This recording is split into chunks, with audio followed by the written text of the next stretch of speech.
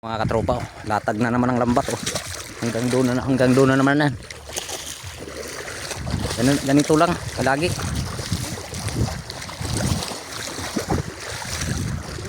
Oh, diba?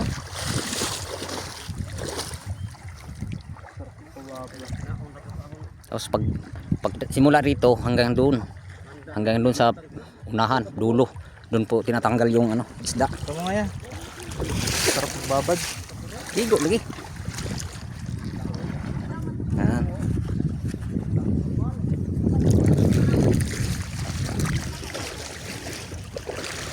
Sama po yung anak ni kuya, oh, yung babae. Tapos pamangkin ko po, anak ng kapatid ko. Sama ko yung aking bayaw. Tiyuhin ko po. Sila po nag-uuli ng tilapyang ilog. Kaya tingnan po natin.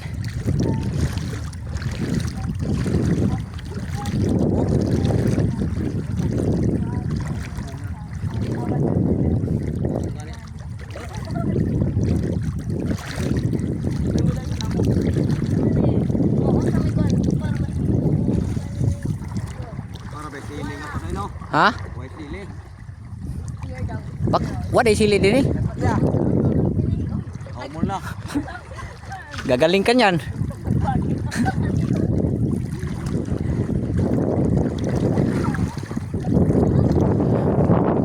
Grabe. Ayan po ang pamaraan nila sa pag-uuli ng tilapyang ilog, mga katropa. Lambat po. Tapos sinusundan lang po nila yung lambat papunta doon.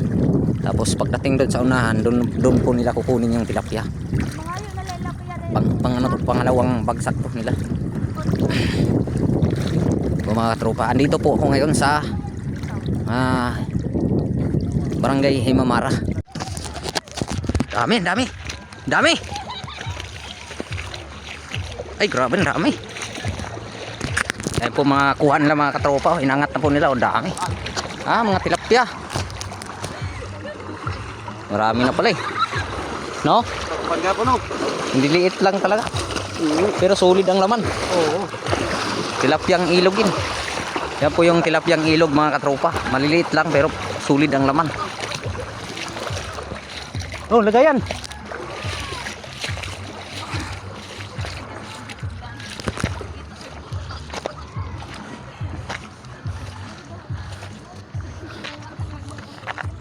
Mayroon pang laki-laki niyan, matsambahan, no?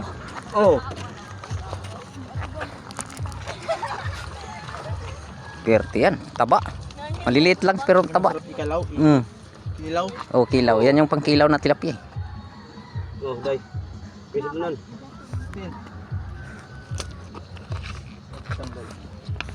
Di ba kung marunong magtanggal, ha? Tanggal. Ayaw pa siya sa abad stone.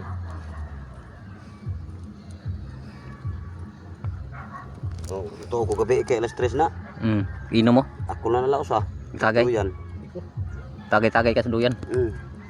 Tog naman si Genggeng. Kilaw tayo mamaya nito. Ako nalaos ah nagpa. Ayaw ko. Di na marunong. Ako nga, di marunong rin. Sakit. Iyan ni silik. Sinisira kung yun. Lambat pag ako nagtanggal yun.